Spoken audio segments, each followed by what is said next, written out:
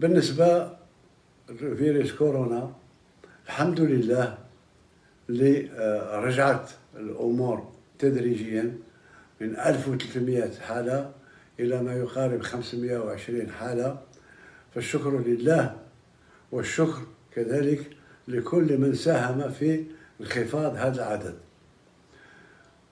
بالنسبة للحياة الاقتصادية، أعتقد أن الأمور ماشية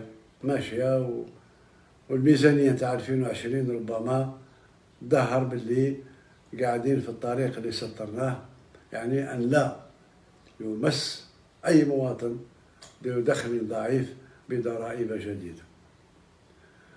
بالنسبة للأوضاع السياسية في المنطقة، فالجزائر قوية وأقوى من كل ما يظنه البعض.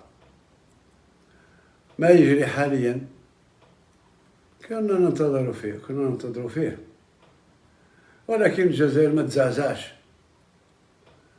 ولا ناخذ مرة أخرى مقولة أو قول ولي الله الصالح سيدي عبد الرحمن الثعالبي: إن الجزائر في أحوالها عجب، ولا يدوم فيها للناس مكروه، ما حل بها عسر أو ضاق متسع إلا ويسر من الله يتلوه.